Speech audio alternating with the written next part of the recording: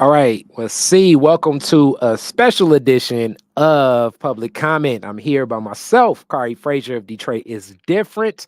My brother Malachi Barrett is definitely here in spirit because we have a special episode, and a very, very special guest that when it comes to Detroit politics on a state level, and really even a national level, definitely a city level, things go up the chain. And this is someone that stomps up the chain all the time.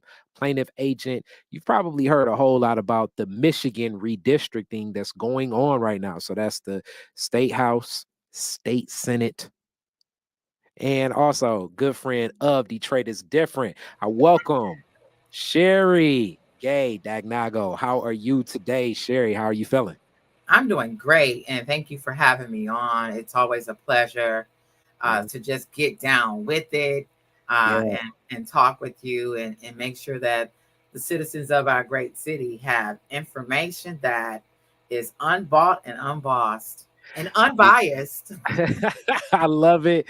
I love it. I love it. So right now, Michigan redistricting. So like it's a lot of redistricting going on, as people should know that every 10 years, due to this is why the census matters so much, people, because Yes. basically from the census numbers, it's going to impact people on so many levels. Congressionally, when it comes to what happens in Congress for the state of Michigan, and also it happens in the city districts, but the state, and the state is really big. And you're a person that has served as a state rep and right now still advocating.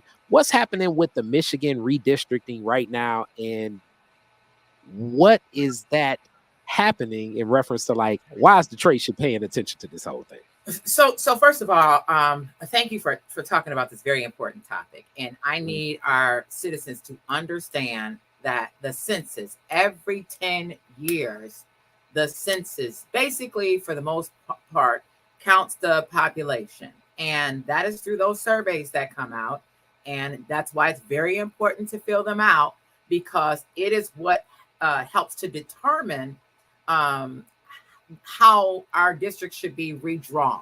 You'll hear terms like reapportioned, but redrawn, so that the representation really does matter and determine how many House and Senate seats we have at the state level. Same thing as well at the federal level. But I don't want to confuse that also with the fact that Wayne County had their census last year, a year before, and they redrew their districts. And so those are pretty much new districts that were redrawn. It kind of went, kind of unchallenged. I think they worked very collaboratively within their own body, and they drew their own maps. And so they were approved seamlessly. You see that the city of Detroit has its redistricting efforts that are ongoing right now. But as you know, many of our residents know, we in the state of Michigan passed a referendum for voters, not politicians. And whereas the legislature, members in the House and or Senate, used to help redraw the lines, many of the citizens thought it would be helpful to take the politicians out of the process and basically put in commissioners in place that would help to draw these seats. But the problem with this process is it took institutional memory away from the process, and you have absolute complete novices, many of which I believe were well-intentioned, trusting experts to help draw the state House, Senate, and congressional districts. And in doing so, they had to have an expert. And I won't go through a whole litany of problems with that, but they had an expert, Bruce Adelson, who has since resigned after our lawsuit, found that he basically misinformed the commissioners and really sent them down a direction that was wrong to violate the Voting Rights Act and the 14th Amendment equal protection laws. All right, wait, whoa. This is getting heavy. So lawsuits, all the way up to the Supreme Court that we're reading about. You're turning on the news and you're seeing forums where people are talking about this.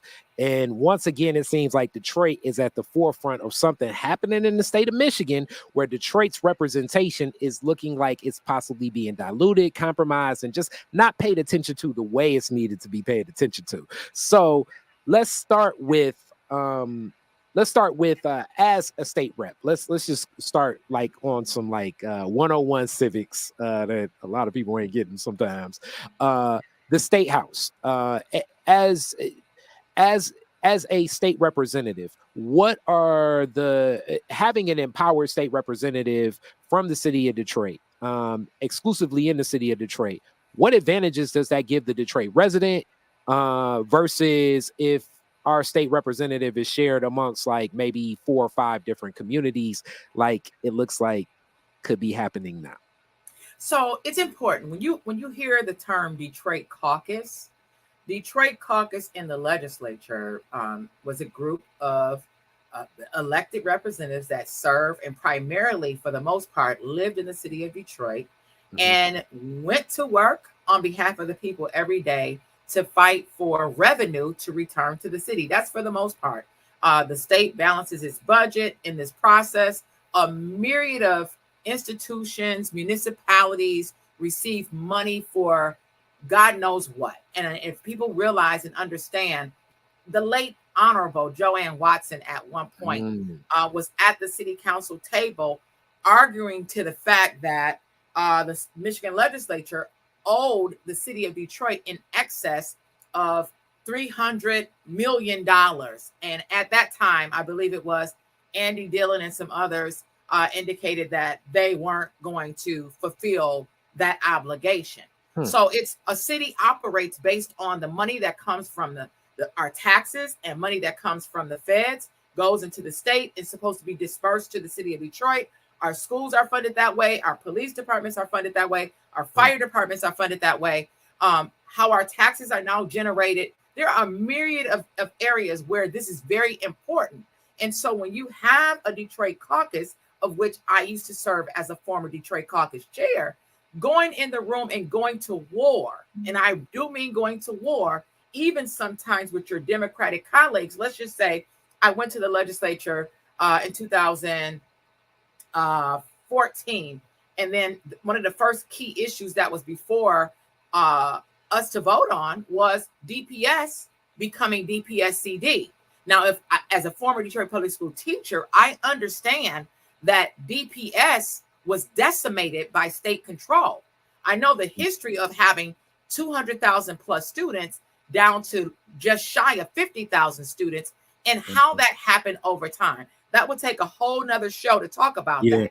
To talk about how the dollars were taken away by the state, to talk about how they put the EEA in place, which was an experiment, and go on and on and on and on. And so, Kyrie, you've had me on your show before. I'm the daughter of my mom, a single mother whose father was incarcerated. And so I'm sensitive to the issue that even things like the third grade reading laws, because the third grade reading benchmark is where prisons are built, are based, how they base building prisons on. And so when you hear the term called pipeline to prison, if you can decimate education, if you can not properly fund education, you can create this ripple effect where you will continue to subject inner city children to the pipeline to prison. Why is that important? Having a Detroit caucus member who went to Redford, who went to Cass, who went to Cooley, who went to a myriad of other schools, as many of my colleagues did, to be in the room and advocate for fairness for DPS, now DPS-CD, for them saying that they gave us a bailout, which it really wasn't a bailout. They owe us more because it was under state control and emergency managers that we had the lion's share of losses. That's why it's important. That's just one issue. The other issue I had to go to war on was auto no fault, advocating for Detroit to have fair and affordable auto insurance when many of our surrounding communities contiguous municipalities had much lower auto insurance than the city of Detroit. And so let's just say now you got a representative who lives in West Bloomfield, but now is representing West Bloomfield and the city of Detroit. When it comes down to voting on legislation that could adversely impact Detroiters, who are they going to answer to? Are they willing to vote on legislation to make auto insurance fair so that across the board, all municipalities have somewhat of the same model and a fixed finance standard? No. In many instances, they would have to answer to their constituents in more affluent communities. So when you look at a district that has Brightmoor and Birmingham together, which is what we found, we found in the case, and Judge Kethledge, who wrote the opinion on the AGV Benson case, questioned how does these districts or how do these communities have a community of interest with such a vast socioeconomic status. And so that's why it's important. When you hear the term all politics are local, you want to make sure that you can count your votes to make sure in your municipalities it's voting power, it's voting in a block. So whereas we used to have 10 reps from Detroit fighting for Detroit, but now to see that we have 22 districts that have been spoked out and splintered across Wayne, Oakland, and Macomb,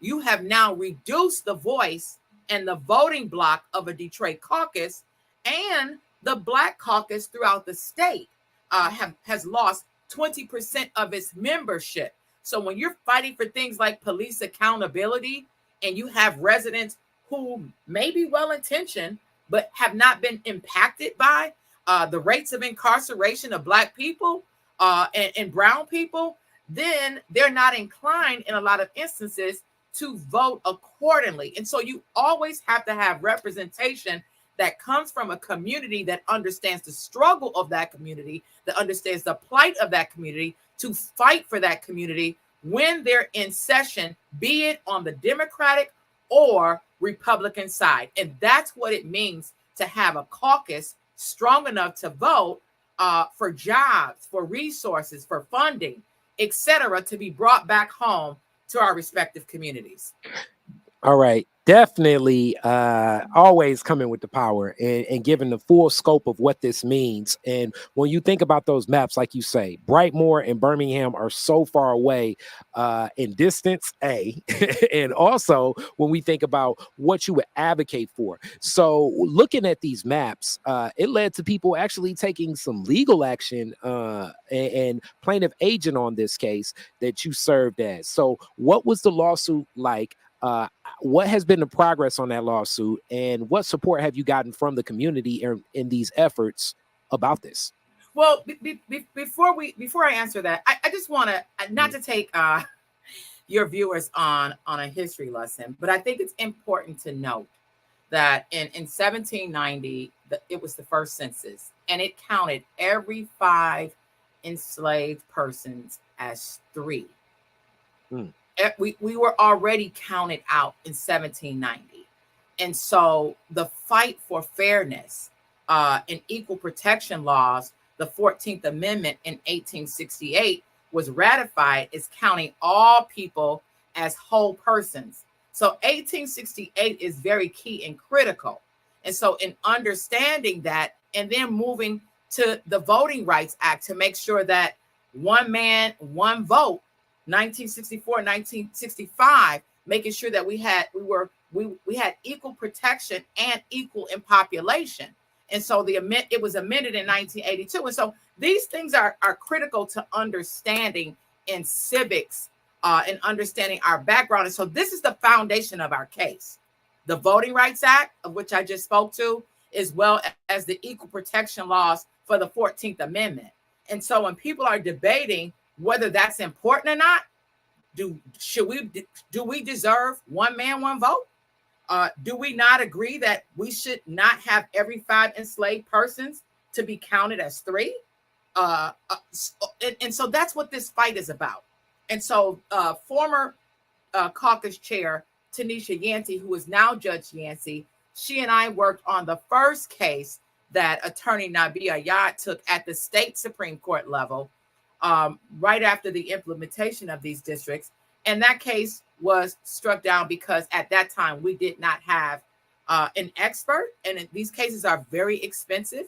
I have to give a shout out to civil rights attorney Nabia Yad, who took the case on a pro bono basis. But moving forward, this case from March 2022, AGV Benson, we were victorious in December and then challenged by the commission and then challenged by Secretary Benson in asking for a stay, and was recently victorious in the fact that the Supreme Court, the U.S. Supreme Court, SCOTUS, we won our victory to move forward in this mapping process. So while we had already won that decision at the 6th District Court in Kalamazoo, the commission still was not, receiving the victory and pursued a stay at the U.S. Supreme Court level.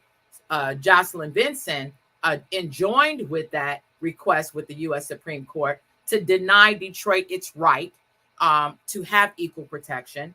And so we still are victorious, thankfully, with a 9 unanimous vote by the U.S. Supreme Court to move forward, because it's clear that under this alleged expert that these districts, 7 House seats and 6 Senate seats, violate the Voting Rights Act. Now, that is not the only seats that violate the Voting Rights Act, but in legal processes, I've learned so much in these cases. It's not always what is true. It's in some instances what meets the threshold and what you can prove, and in some instances what you can pay to prove in representation.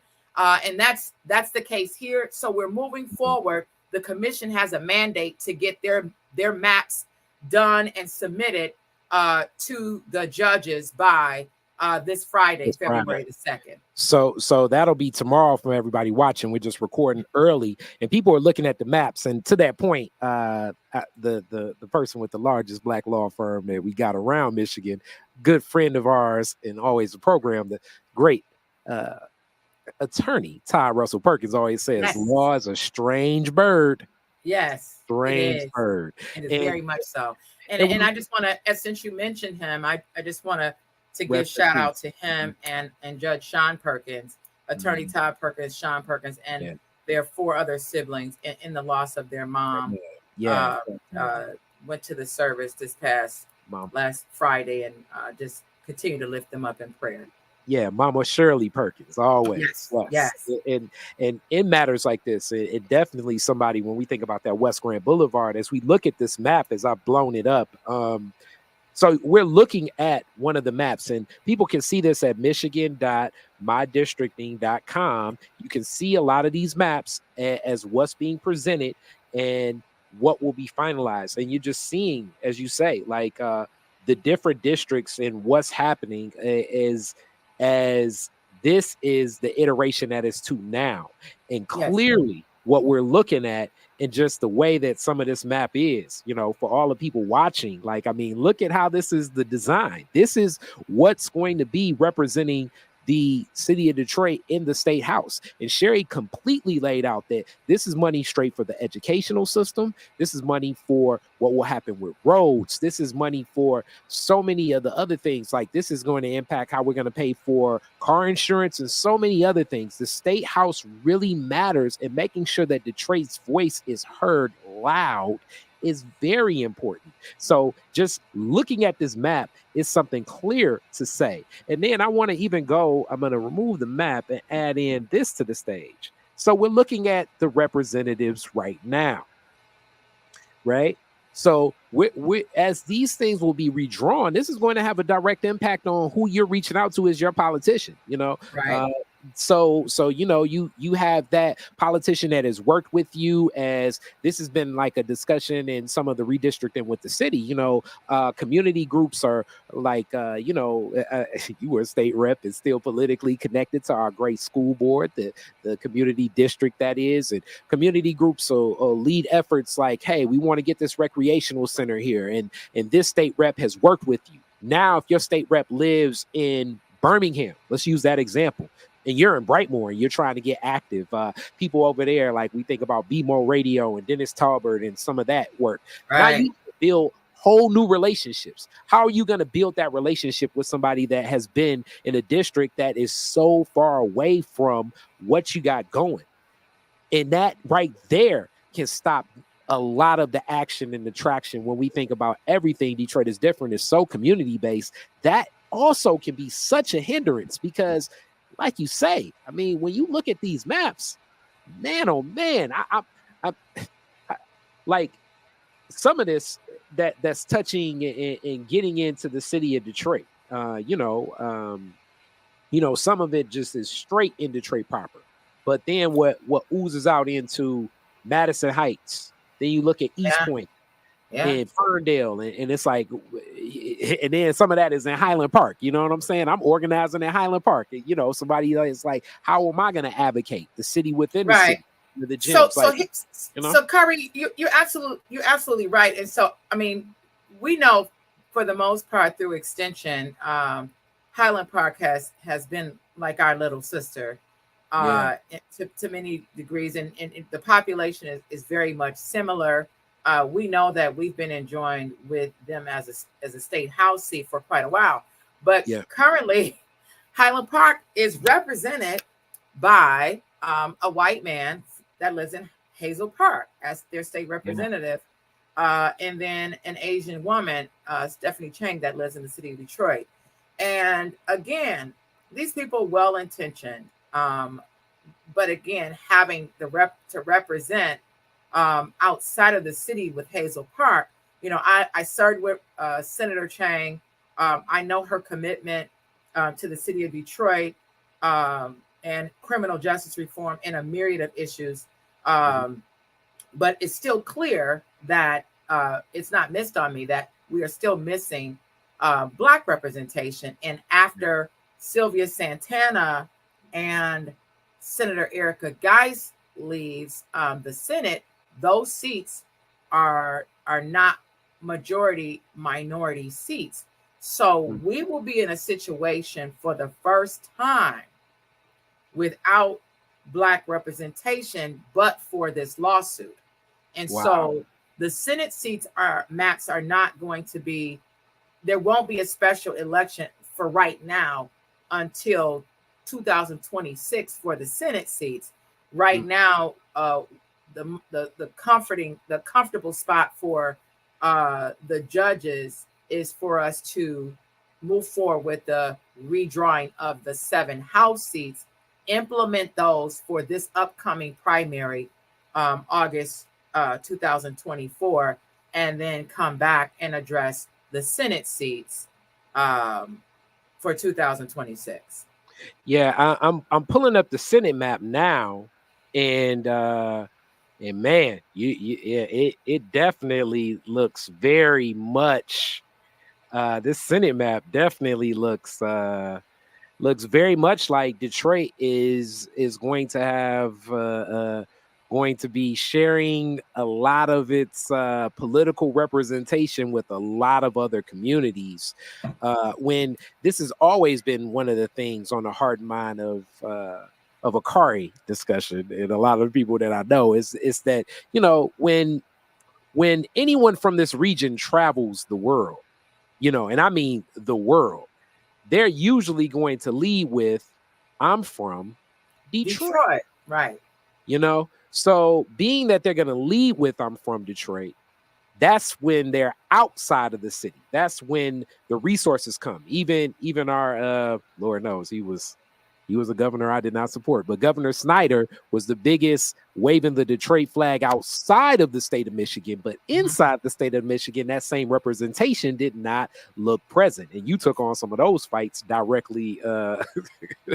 directly But to that point, Kari, and see, this is why people who have not been a part of the process, I have a text thread with about 20 of us, people that have served previously, because I believe in their safety in a multitude of counsel. And so I'll go back and talk with and get the opinion of Dr. Jimmy Womack, Virgil Smith, Lamar Lemons, Bert Johnson, Latanya Garrett, Tanisha Yancey, Bill McConico, you name it, KB Stallworth. There's a number of us that are on a text thread that you may not see them talking publicly about this lawsuit, but we will exchange ideas, and Harvey Santana, a myriad of others on conversations to get the better thinking, because people that have served in the legislature know this fight better than those who might just be watching and think they understand it.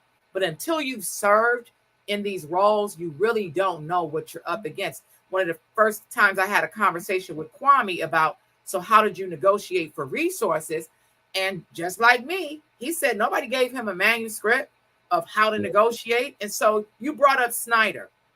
One of the key issues that came out, you'll probably remember the head of Miss MSP made a statement that was questionable on Facebook.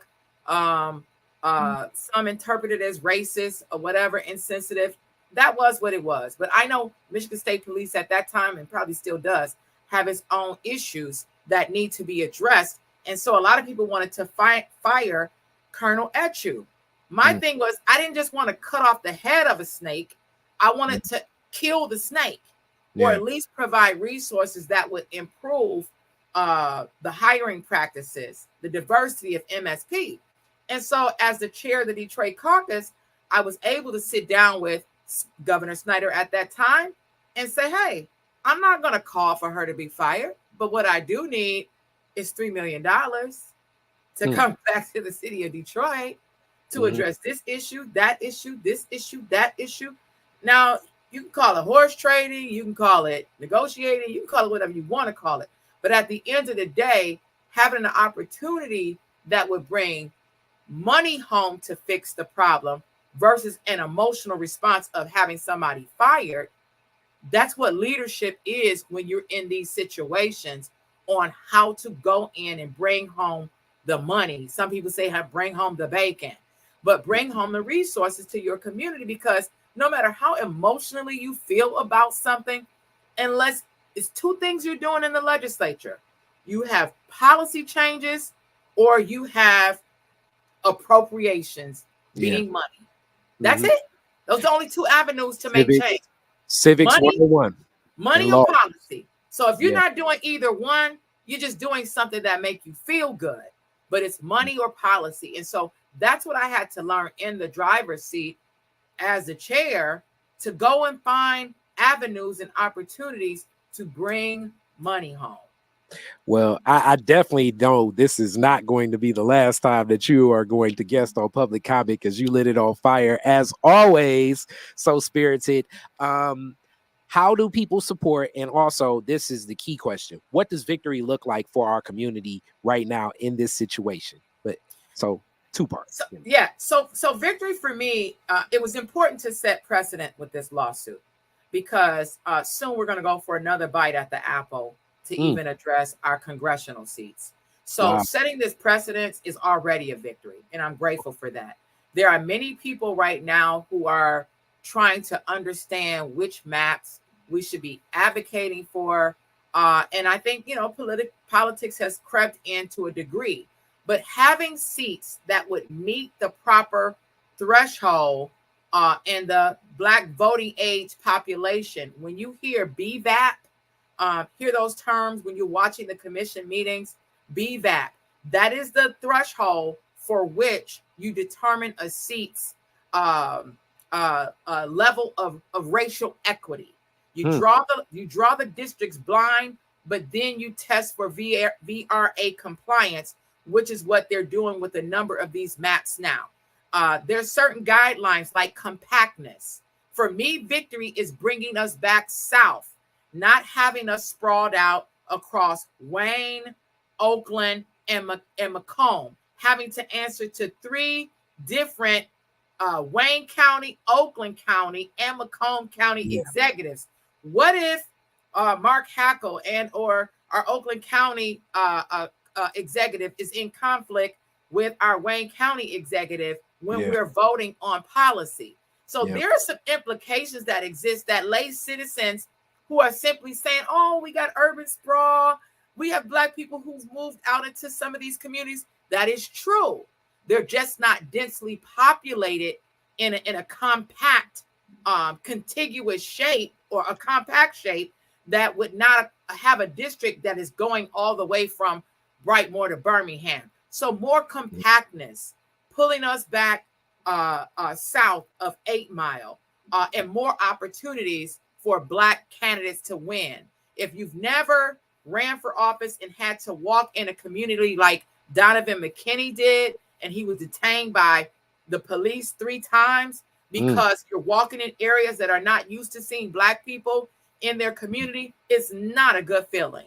So that is what is key to me for the plaintiffs in this case to be able to select a candidate of their choice that come from their community and have these candidates be able to campaign and win so that they can fight for the resources, policy, and revenue to come back to our city. That's what victory looks like.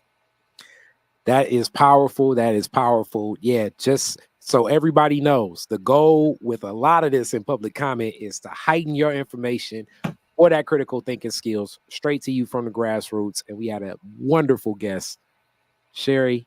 Amazing. I can't wait to see you. Also, happy birthday. And we're going to keep this rolling. As you see, she working on her birthday, like for real, like working on her birthday in the streets for the people as always. And I assume Sherry gonna always be for the people. So I mean, it's just one of them things. If you got time for foolishness, that is not a friend you want. So with that, hey, stay tuned. We'll know the maps tomorrow, Friday the 2nd. So get into your Black History Month the right way. Let's rock the right way. All right. Thank you. And for any of your viewers want to contact me, Sherry, that's SHERRY, the number 4 Detroit @gmail.com. I send out a newsletter, and I'm going to make sure that they have the schedule. If they have questions, whenever there's going to be virtual town halls, we'd love to share that information. All right. And this, I'm gonna send this to Sherry. So this may be in said newsletter. And yes, it'll definitely, I'm letting the people know. All right. Thank you.